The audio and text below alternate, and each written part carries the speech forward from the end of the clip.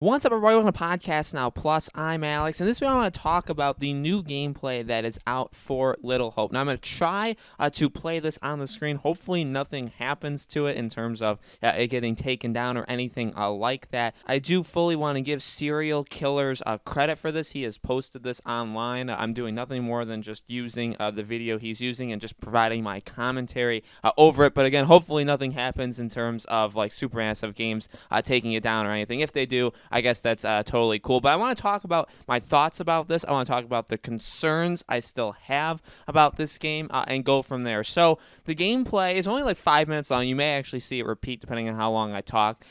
It's pretty decent. I would say that. I would say, if you scroll down the comments of this guy's video, you see a lot of people saying, hey, at least it looks better than Man of Medan, right? But maybe not Until Dawn, or hopefully it can reach the lengths of Until Dawn. There were some positives, so there are some positives in this video, in this gameplay. There are some pretty creepy things going on. There's some pretty scary stuff. It doesn't rely solely on jump scares. There's only about one, and it's actually a pretty solid one, whereas, Man of Medan had like 1,000 of them that would happen, right? Some would work, some wouldn't work. So there are definitely things, and it really puts you, I feel like the best part of this gameplay is it puts you into the atmosphere of where we are, right? It's dark, it is creepy, it is scary. Things can just randomly be popping up. You're separated. It's very eerie. Just any of those key words you want to use. This gameplay seems to have it. Now, it's a 5-minute snippet of like a 3 to 4 hour game. So can we base our entire thoughts of this game off of this? No, absolutely not. But all we can do, this is the only thing we have up until this point, right? This and the trailer. And so far, so good in terms of, again, like the atmosphere, the kind of feeling that this game has. Still, there are I guess I should say, I'll stick with positives first. The visuals continue to look really good. Not a surprise, though. People are saying, that their faces really look like the actors and actresses that are portraying them. I agree. I don't think that's anything surprising. Supermassive has done a phenomenal job, I think, of just visuals since Until Dawn, right? Until Dawn, I think still to this day, Until Dawn holds up incredibly well. I think it still looks really good. Man of Medan still looks good. This game looks good, right? So I actually do think they're taking steps with each one. One of the worrisome things we have talked about with this anthology is, you do 8 games, you do them yearly, you do them, every, 2 times a year, which was the original plan. I doubt it is now.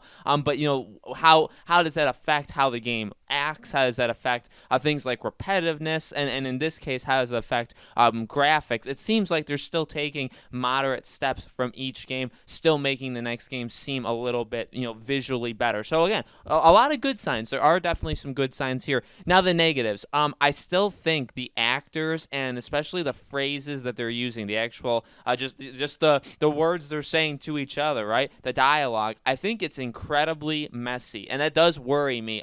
Because one of the things, and the video on this channel has really taken off, and you guys have supported it a ton. I talked about some of the stuff that this game needs to do better than what it needs to do in general to be better than Man of Medan. And one of the things I believe I talked about in that video is it needs to have characters that you like, characters that maybe not that you relate to, but just characters that you feel for in different ways. Again, we've talked about Until Dawn.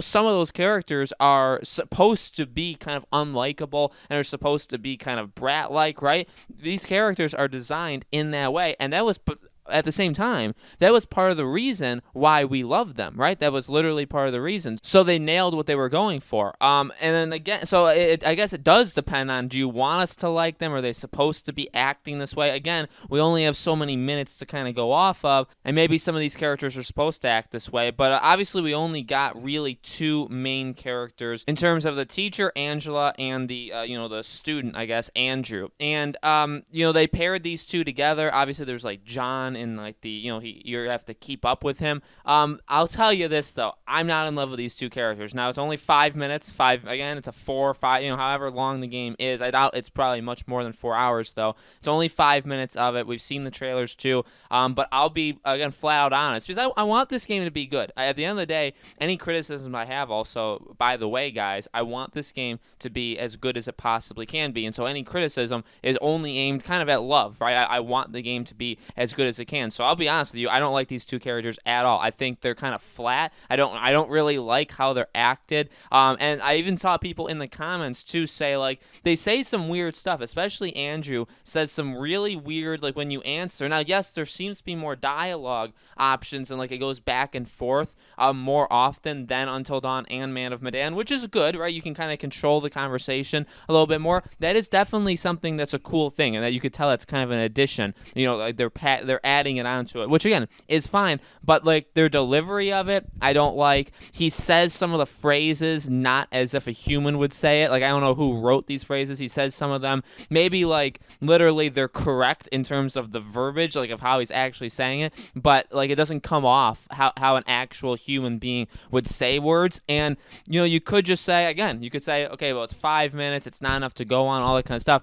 I get it, but the whole point of you need to have likable characters, you need to have characters that at least you can kind of get behind for some reason, right? Because we have to, the goal is probably to keep all these characters alive, right? That's the ultimate goal. And maybe some of them are worse people than others, but they should all be kind of fully realized characters. And when you have these characters talking like robots, or talking like, yes, they're like, it's technically the right way to say phrases or sentences, but it's not how any normal human would do it. And then you're trying to make them, again, maybe not relatable, but you could say relatable, but you're trying to make them human beings, right? That maybe would say things. And I guess that kind of goes to gaming and movies in general. People don't always talk how people talk, right? Obviously, because they are scripted.